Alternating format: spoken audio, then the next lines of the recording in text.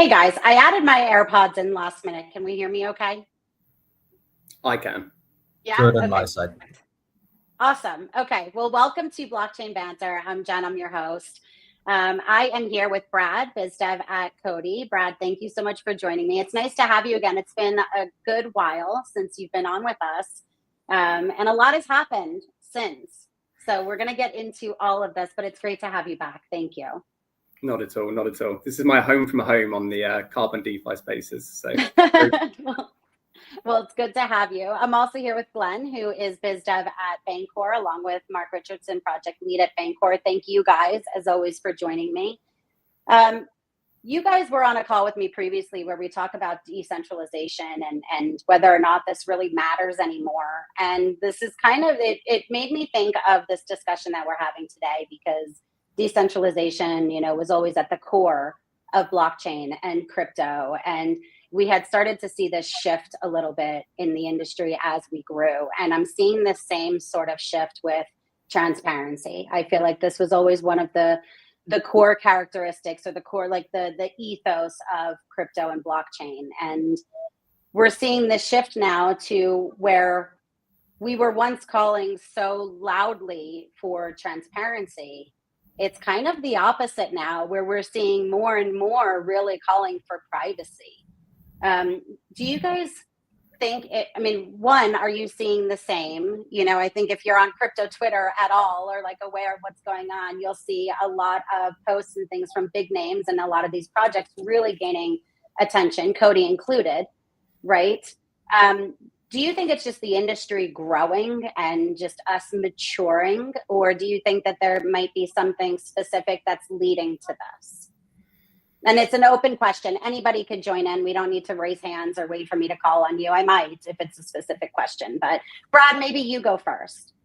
Sure. What do you think it is from your point of view?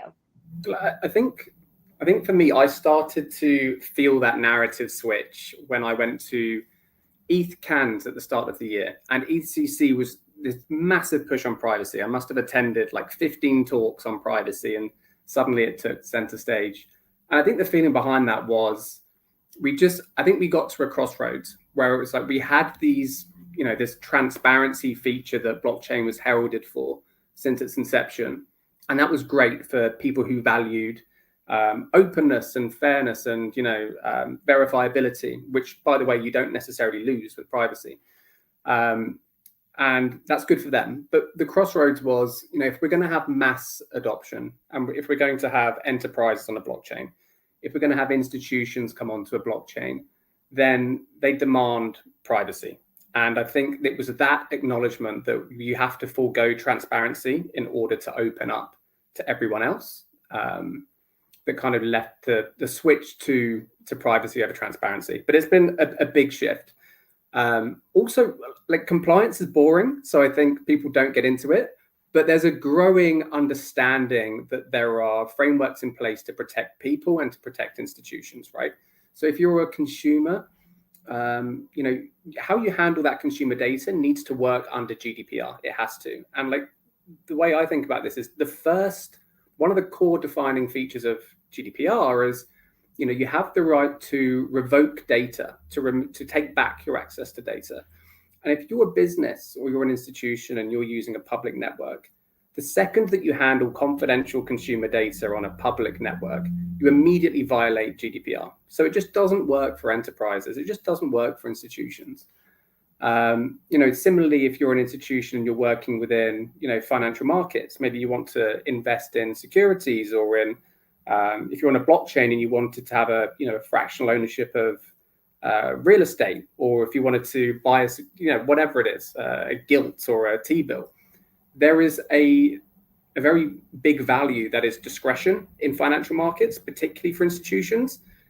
If we surrender that discretion and we demand transparency, no institution will use a blockchain. So I think we got to that crossroads, and I think the overwhelming response is no, we need privacy, and I think that's for the best.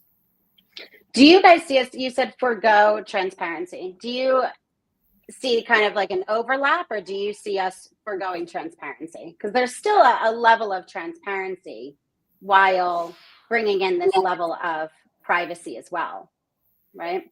Yeah, I think that speaks to composable privacy, right? Okay, let's speak about composable privacy then.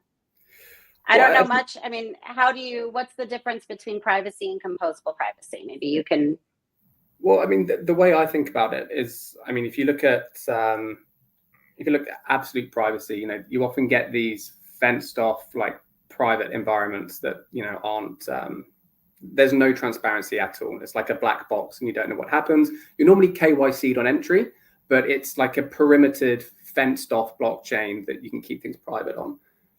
That is fully private. When I think about composable privacy, it's empowering developers, users, and institutions with the license to choose what stays public and what stays private.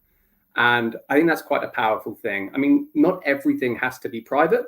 And so I think you can maintain the initial principles that people heralded blockchain for. You can still keep elements of transparency. You can still choose parts of data or journey or process that stays public, but you can choose the very sensitive areas to be private. And I think that's an important distinction. Important distinction for sure. Glenn and Mark, I want to bring you guys into this because, Glenn, you do BD at Bancor. And so are you seeing the same thing? You're speaking with token projects, you're speaking with, DEXs, you're speaking with blockchains. Do you see more and more bringing in this sort of privacy factor as well? Yeah, I would say I think Brad is right, especially at DevConnect. There's a lot of projects that are operating within the same angle. Where sort of, okay, they're trying to bring some sort of privacy to transactions, right? And I think there's different approaches, right? One of the things that I think it's important, or why we're seeing this now, I think the technology is actually there now, right? My understanding is this proofs, some of these proofs that you have to do in order to assert that something is true, right? Without revealing the actual information.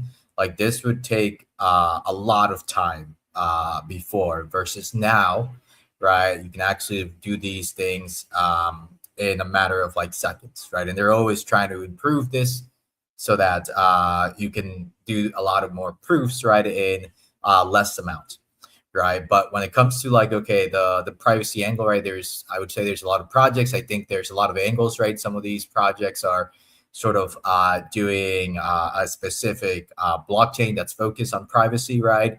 There's others that are trying to sort of tap into existing blockchains via some sort of a code processor or something like this, right? To enable this functionality where developers would have to use an SDK, potentially update their smart contracts and use some of these functions that provide this functionality.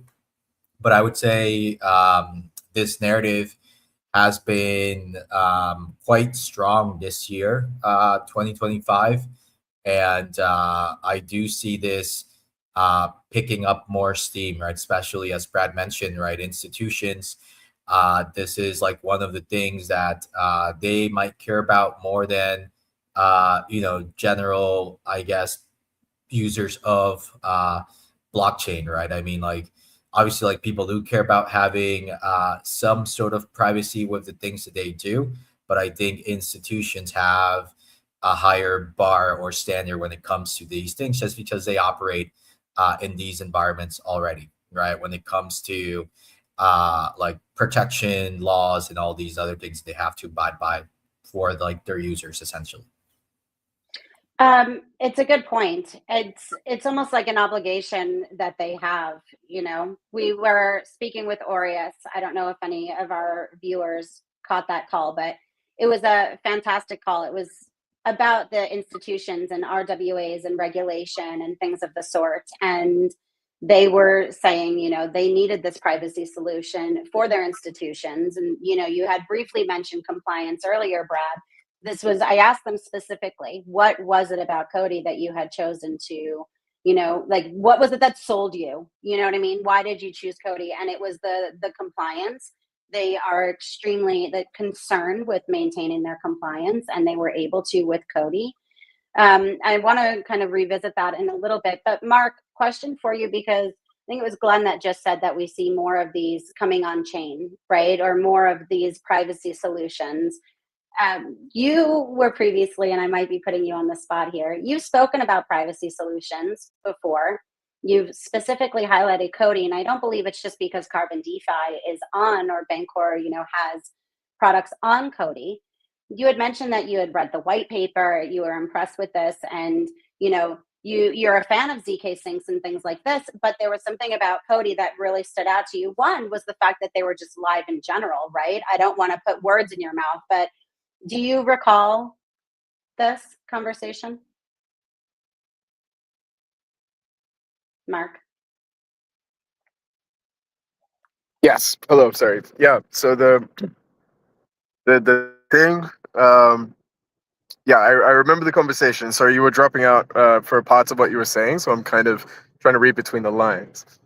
But maybe I can play off a little bit of what Glenn said, because what Glenn was talking about there was ZK proofs and the fact that these are so difficult to do, and really that's been the let's say the predominant narrative since as long as I've been in blockchain, right? Since like 2019, is that ZK proofs and ZK technology in general is going to be the sort of exactly what the doctor ordered. But no one ever tells you how incomplete a technology it is. And I don't want to name any projects, because I think everyone working in the privacy sector, ZK technology included, it should be applauded for what they do. But at some stage, that little critical voice in my head is asking the question, why hasn't that taken off yet? And the answer is super simple, and that is that it really is kind of a developing science, and that the way that ZK proofs ought to be done is a work in progress. And sure, there's super compelling research on that front, but no one really knows how far away the good ZK solution is going to be, or when it's going to, be suitable for adoption in a sort of a widespread way.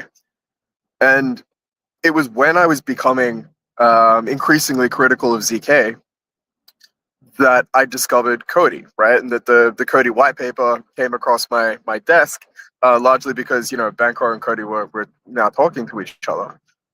And it was the first time I had heard about garbled circuits.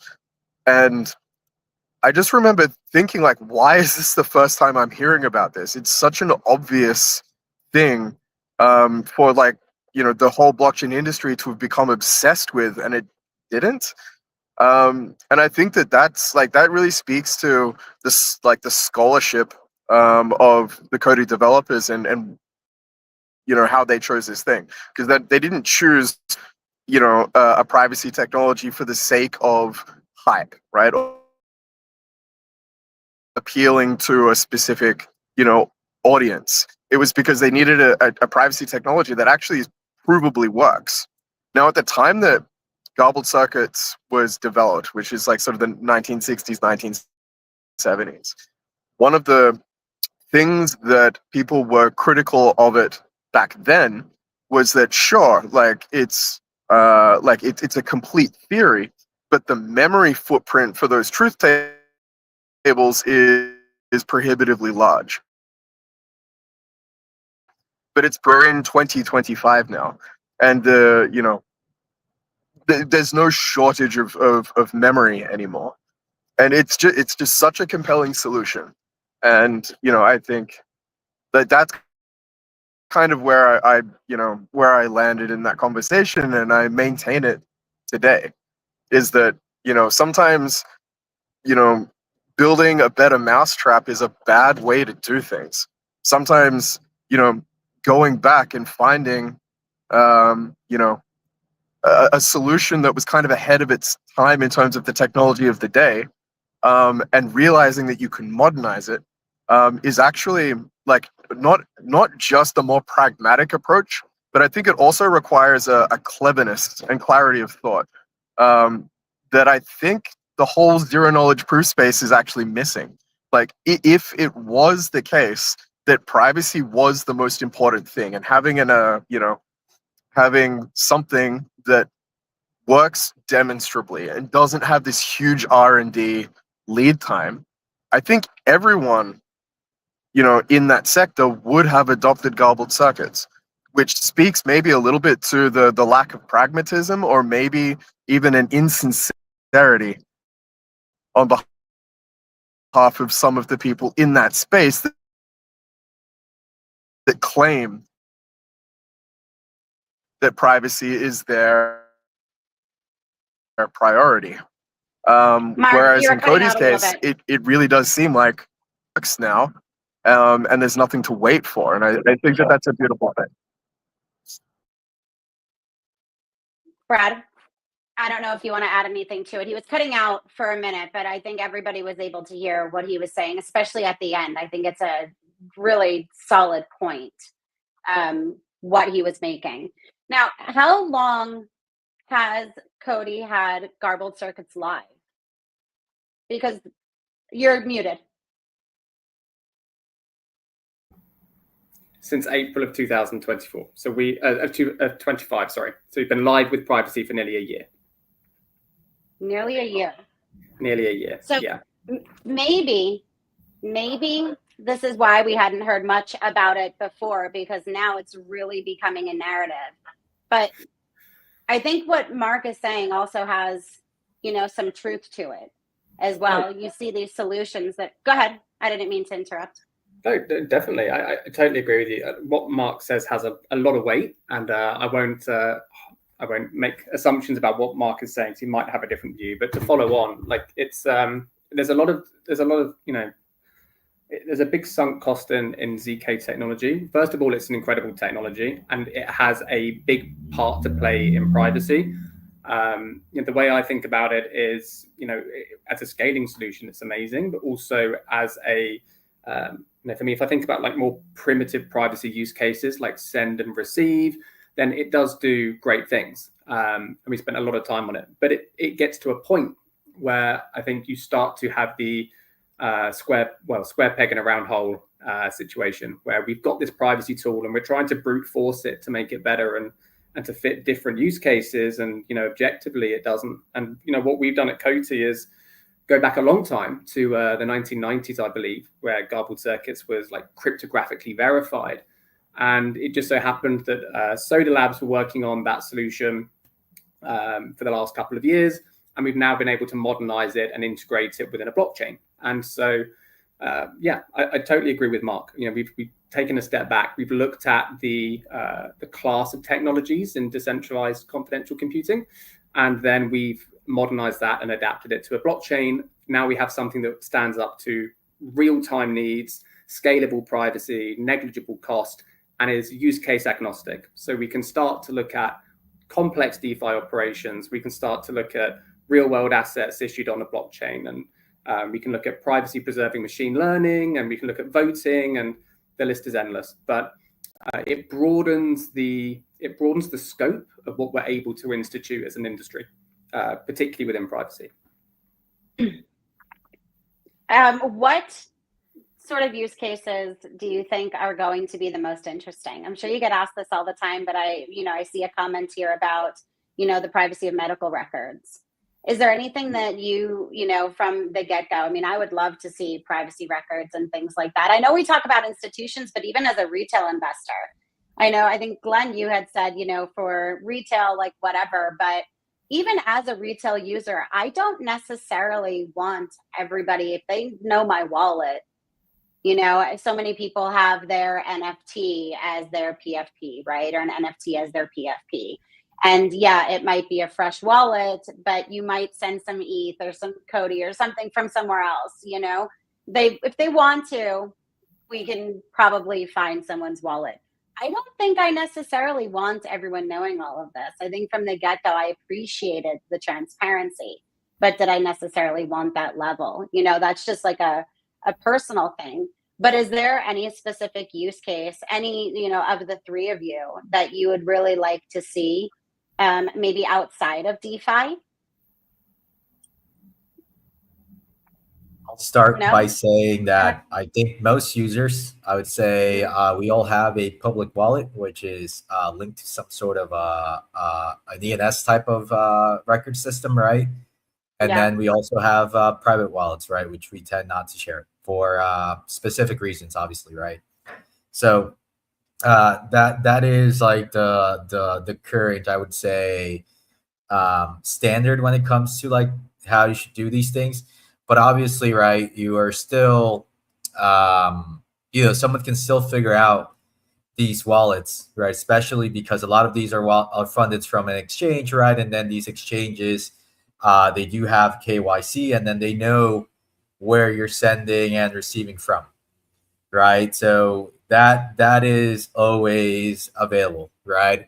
I would say when it becomes more interesting is when you look at the dApps that are out there that people are using, right? Obviously, there's things like Tornado Cash, there's Railgun, right? There's a few of these that are trying to essentially make transactions, I guess, confidential to a certain extent, right? Where you don't want to share necessarily where you're sending tokens or amounts, type like what amounts you're sending to who, right? These are things that we all, I would say, care about in terms of privacy, right? There's certain things that you might not necessarily care about, but there's other things that you might not want to share with the world publicly, right?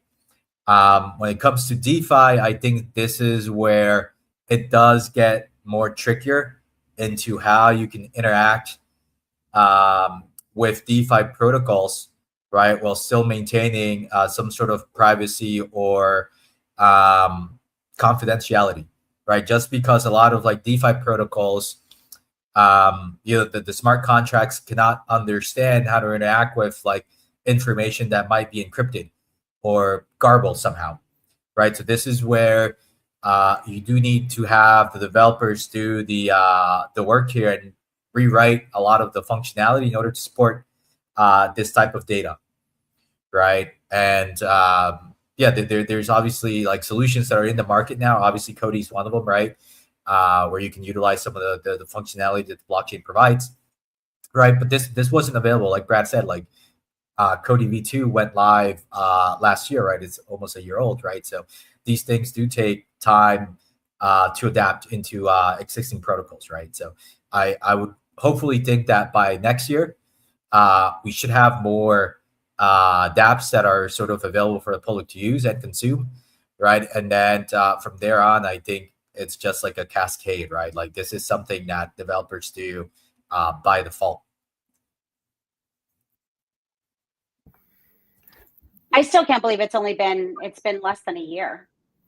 I feel like it's been longer than this. I don't know. Maybe just because we're always like engaging with the COTI community so much. You guys always have such an active community. And it's not just the community that I see speaking, so loud and proud about the solution, but others, like I was saying as well. Maybe now this is where we'll see that shift from what Mark was saying earlier about why aren't we seeing more people talking about COTI's solution? Maybe just because privacy in general wasn't really on the radar. ZK had been a discussion point for so long. And in the meantime, COTI went live, right? Like Garbled Circus, which was introduced. And so it was kind of like they were still in that mindset of the ZK. But maybe now that so many more eyes are really focused on privacy solutions in general, we'll start to see a little bit more of that shift. And Glenn, I understand what you're saying too with the DEXs, because certain DEXs, you want people to know what you're doing. Like Carbon DeFi, you're broadcasting your bids and asks, right? That you don't necessarily want that privacy in that. You want the transparency in what it is you're aiming to do, right? Your intent for your transactions or your trades. So I think different DeFi protocols in different aspects will find that balance too between the privacy and the transparency, the same way we were speaking about earlier. Brad, you unmuted. You wanted to add something? Yeah, for sure. I think just in terms of the way we think about privacy, like you say right now, the focus is all around ZK. And it's around these, like I said, these more primitive like use cases of like sending receives and wallet balances. I think privacy it's been a great year for privacy, but I think we're in phase one of a broader privacy narrative, right? The first wave is around the importance of privacy, safeguarding your own digital footprint, enabling institutions to use a blockchain, private send receive. The second phase will be about programmable privacy, and it's programmable privacy where COTI will really excel. To your point, we haven't been live for that long yet, but I'm excited about a number of things. I think, first and foremost, within DeFi is, private DEXs. I think what we'll be able to do with COTI is, broadcast. We'll be able to match, buy and sell orders, but we'll be able to do so discreetly because we can operate over data while it stays encrypted. For things like lending and borrowing, I would love a user to be able to use a lending and borrowing protocol, or an institution to put, major assets like ETH, Bitcoin, USDC to work, but with that discretion we spoke about. Be able to work with, private ERC20s and private pools. I would love to see, private RWAs on COTI. I think that would be a massive unlock for institutions. And then, as we talk about, complex use cases, things that excite me, we mentioned healthcare. I think federated learning is a massive one that I'm really excited to see. We do have projects today that use healthcare supply chains.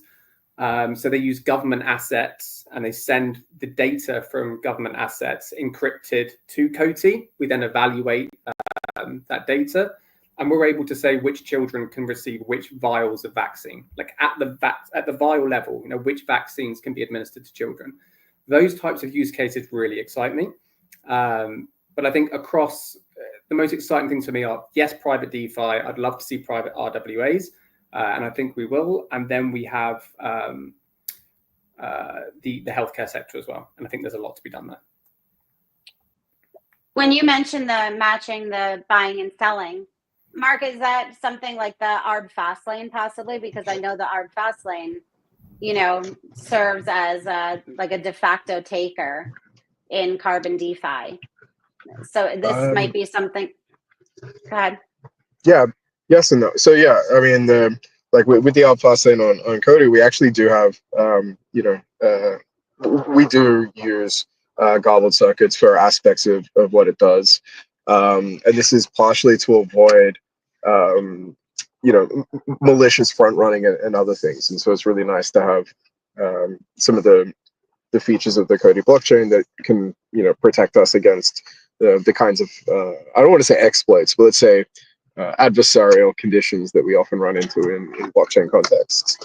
But yeah, matching bids and asks from people who are actively submitting price quotes is absolutely something that you can do with with complete privacy. This is you don't actually need someone to in the middle who can who has to sort of look underneath what's happening and piece those things together. You can actually just run it as a completely private computation. These are always going to be things that are in high demand and kind of sit above the conventional market structure. And I think that this is an important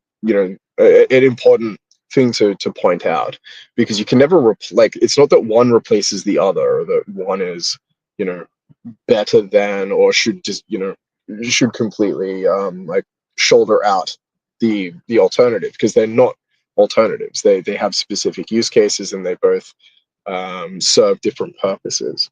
And I think just in general, the privacy conversation, even a little bit sort of in this conversation, listening to how Jen and Glenn have spoken about things, I think often what happens, especially because of the fact that everyone's so heavily steeped in DeFi, people confuse privacy and secrecy, because they're often not the same thing. Glenn pointed, for example, to Tornado Cash as something that's a privacy preserving technology, and to some extent that's true, but privacy is a much it doesn't. Oh, it's getting good. Mark, you cut out. The tokens that you're sending, right? Oh, Wait, Okay, no, we heard that privacy, like you just started speaking about Tornado Cash and the difference between the secrecy and Okay. the privacy. If we could backtrack to Yeah, that. I'll backtrack to that. So, a lot of people point to Tornado Cash and go, "Look, this is an an example or some standard that we should hold privacy to," but that it's not necessarily a private technology. And I don't think that that's controversial. Every time there's a hack happening, the first thing that people point out is how much ETH got sent to Tornado Cash. Sure, it might be secret once it comes out of it, right? Or at least it obscures, who sends funds in and who receives funds on the other side. But it's not really a private technology. It's more a money laundering protocol. I don't think it was really designed with that use case in mind. I actually do think the developers had a good idea behind them, but largely that's what it's used for today. It obscures the trail for funds and makes things difficult to trace. But that's not what privacy is. You can have a wallet that has normal ERC20 tokens in it and sends it to another normal wallet, and still have that be a private transaction, as long as the EOA and the ownership of that EOA, for example, doesn't connect to an actual specific individual. And I think that this is important because I think largely because of things like Tornado Cash and like Monero and like ZEC, privacy and secrecy and criminal activity get conflated a lot. And that's a huge mistake, right? Often privacy is more about law abiding and trying to do things in a responsible way than what people would usually ascribe to something like Tornado Cash, for example. And I think it's just really important to delineate these things.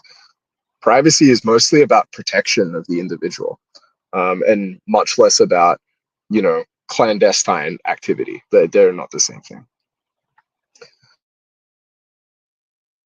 Such a good point. And I'm not sure I made that distinction in my own head, really. Like, once you actually break it down like that, what you started, I'm like, I named it transparency versus privacy. I want to add the versus secrecy on the back end of this now, because I really don't think you see that. And you have such a valid point. Anytime there's an exploit, that's what they're saying. This much has already been tornadoed. Now it's up to this much. Now it's 1,400 ETH. Now we're up to this much ETH tornadoed. And this is what, people are looking at to see how much had been exploited, or to see how much they may very well get away with at the end of the day, right? But I don't think I really thought about it as like the privacy versus the secrecy, so black and white in that sense. But you're right.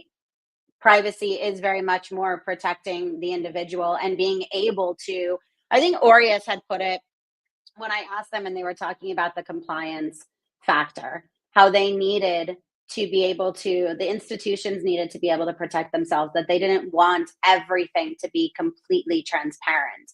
But if anything were to happen, if the government said, hey, or officials said, hey, we need to see what's been going on here, somebody's got to have a key to that black box.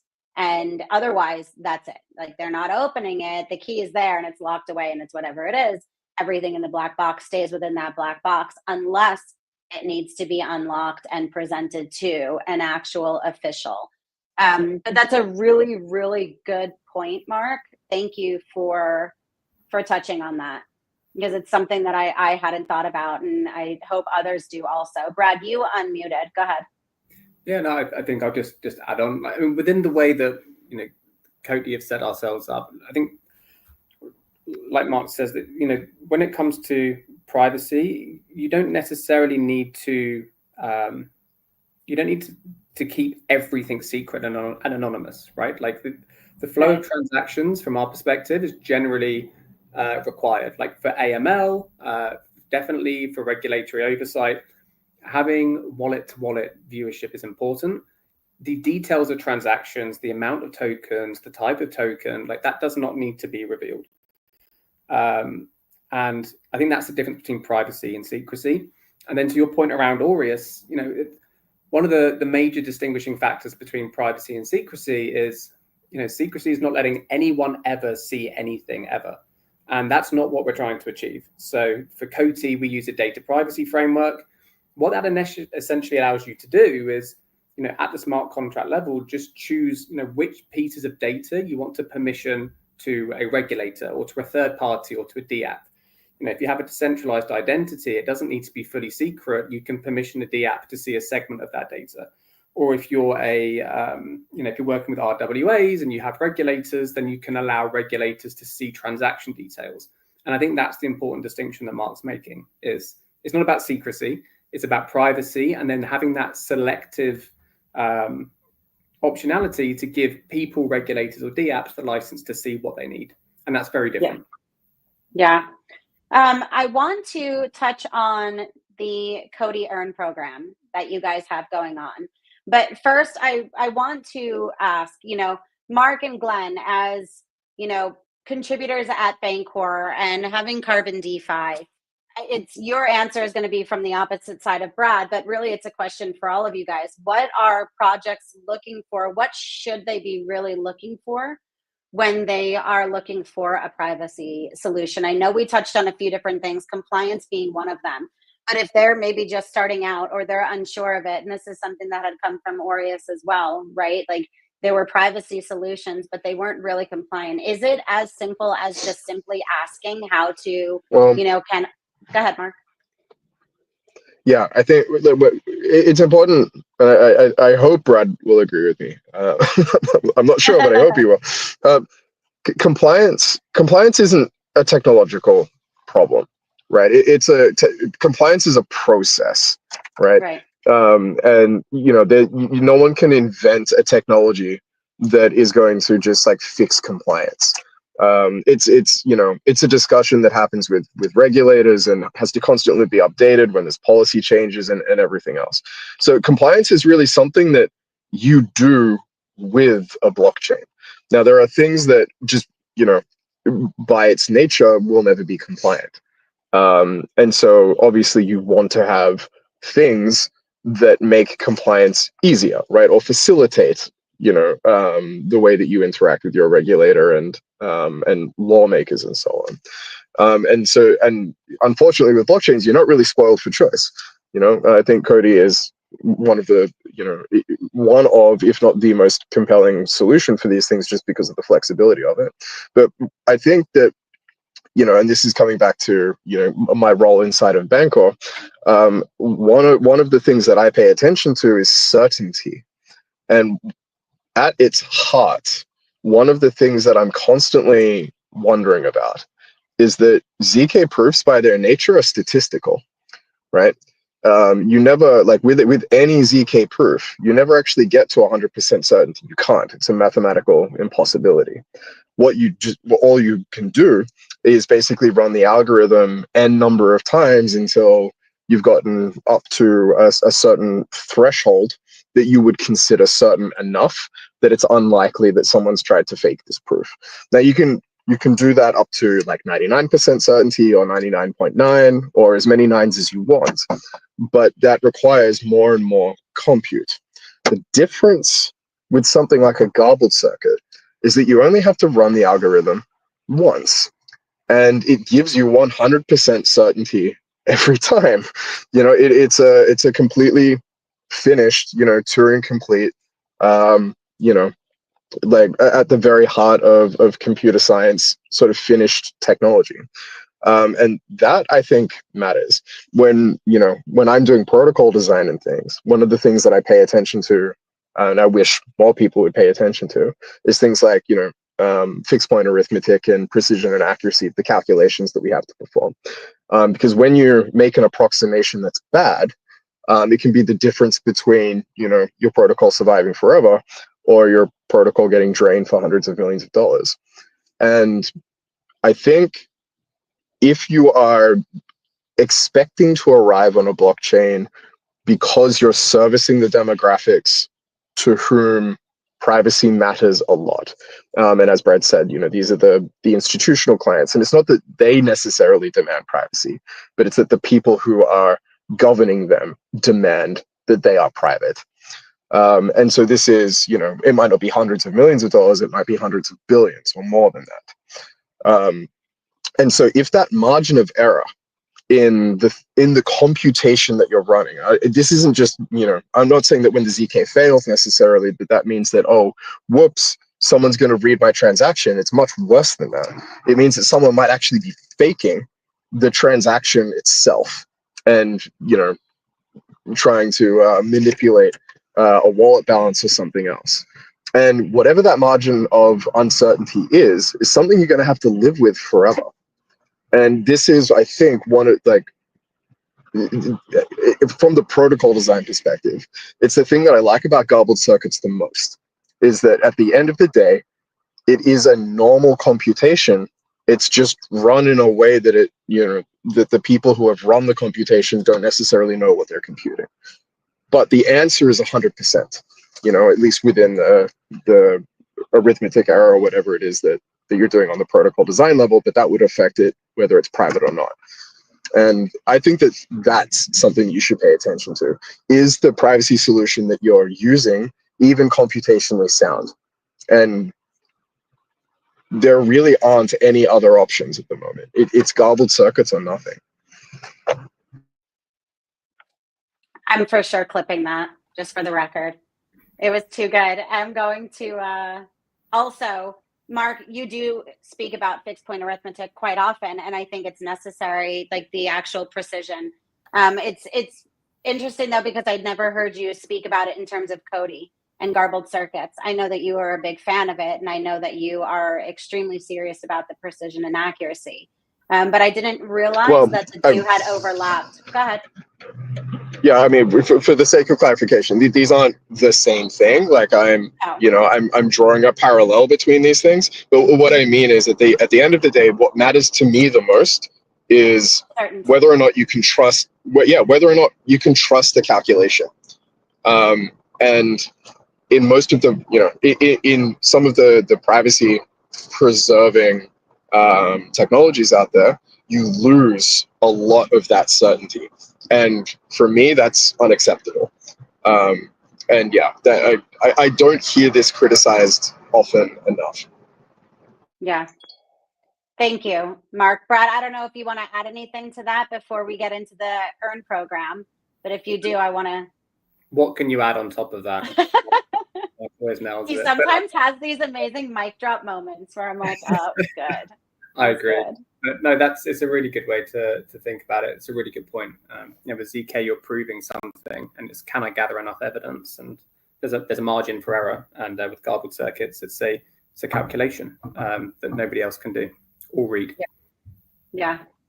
Thank you, guys. Glenn, I see that you're sharing your screen. You got it ready in advance for me when I had mentioned COTI Earn. Do you mind if I bring it up here? Can we talk about the campaign that you guys have going right now and maybe a little bit of Carbon DeFi here as well? Yeah. Okay, so we're in season 2. Maybe Brad and Glenn, you guys can tell me, maybe Brad, you could tell me a little bit about season 2 and the Earn program. And then, we have about 10 minutes, but then we can, Glenn, if you don't mind, switch over to possibly the Carbon DeFi app, and we can show our viewers what they can actually do on Carbon DeFi, a little bit of that as well. Yeah, of course. I mean, look, for those in the audience who aren't familiar with COTI Earn, so COTI Earn is our ecosystem incentives program. It essentially incentivizes you to hold assets on the network, but more importantly, to engage with decentralized applications within our ecosystem. So every season, we come up with fine-tuned strategies, and we allocate token points for users if they undertake certain actions. So you can see on your screen here, you can stake COTI, you can hold USDC on the network, you can hold wrapped Bitcoin, wrapped ETH, and many more. But within this, we use token points as a means to gear incentives. So for undertaking some strategies, you'll earn X TPs, but for doing a different strategy, you will earn more TPs.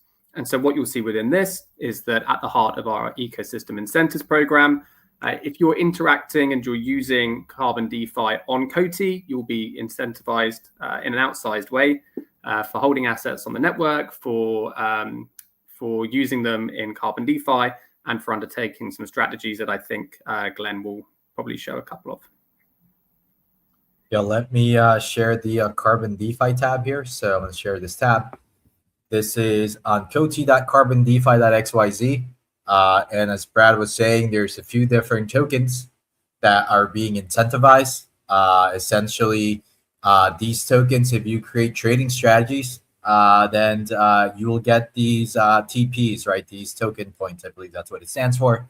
Some of them provide more TPs than other, but generally, what you can do on Carbon DeFi, right, from the essentials is you can provide full range liquidity, right? So this is one token against another. You choose a trading pair. Perhaps that might be Pengo against COTI or Pengo against USDC. And you decide, right? Okay, I'm going to provide some amount of USDC liquidity. Maybe that's 100 USDC, right? Carbon DeFi is going to tell you the equivalent in Pengo that you will need. And then this allows you to create a content product strategy that is going to distribute that liquidity between 0 and infinity, right? If you're a little bit more advanced, you might want to provide concentrated liquidity, and that's also possible, right? If we look at the price chart, for example, I think this is the COTI or this is the Pengo USDC price chart, 3 months, right? You might be interested in providing concentrated liquidity somewhere in here, perhaps, right? And similar to content product, you get to decide the token, right? The quantity. And once you do that, you can essentially create this trading strategy, right? So this is available under both content product, concentrated liquidity. Obviously, you can select the fee tier here, aka spread, how much you want to charge the market to utilize that liquidity. But then you can also get into more advanced strategies where you can do things like a recurring range, right? So if you choose, for example, COTI against, let's say, GCOTI, right? If we look at the price chart for this, right, you might decide, okay, when it's down here, I am buying. When it's up here, I am selling, right? And this might be your simple buy low, sell high strategy, right? Where you might contribute some amount of COTI and then some amount of GCOTI, right? Such that as the market price goes into your buy range, in the green, you're buying. When it goes to the red range, you're selling. And you do this on repeat, right? So this strategy will trade forever until you decide to stop it. And then obviously this gap here, which is the spread, is what you're earning. So the more this strategy trades, the better it is for you, right? The more buy low, sell high that you do over some period of time, the more your earning is going to be. And then obviously this also, keep in mind that there is the COTI Earn program that's ongoing. So you'll also get those rewards, right? So this is in addition to the COTI Earn rewards you will earn from buying low and selling high on Carbon DeFi, right?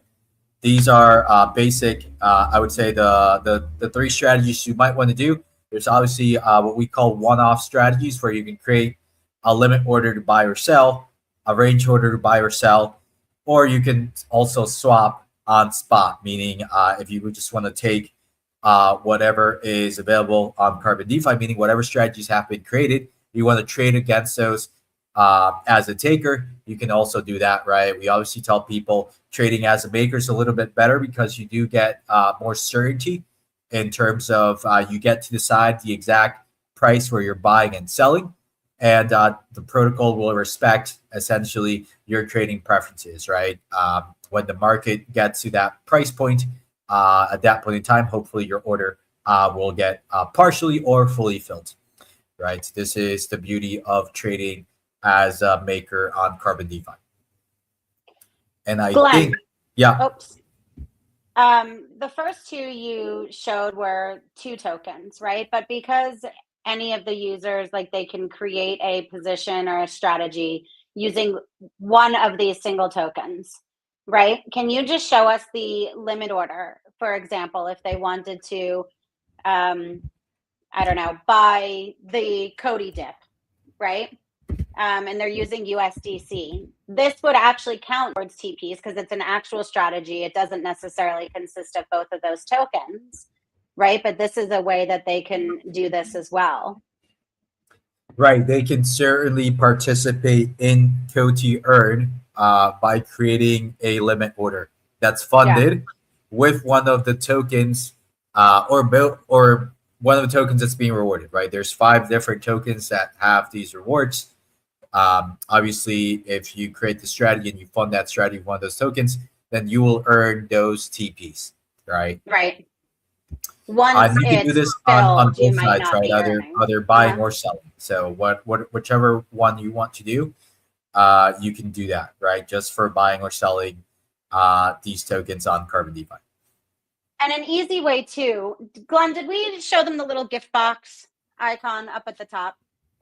Because I think an easy way to, yeah, I know that we were looking at it a little bit earlier, so I don't know if it's blending now, but I think this is something. First of all, it was pointed out by some COTI community members that this was this was appreciated, right? So I want to give kudos to the Bancor contributors for adding this into the app. But for any new users who want to just explore, how are others participating in this campaign? How are they earning their TPs? What tokens are they trading? They can go to the explore page and they can search by a token or a pair or wallet address, as it says there in the search bar. Or you can go to that gift box and you can see some strategies that are already live and earning TPs in the COTI Earn program.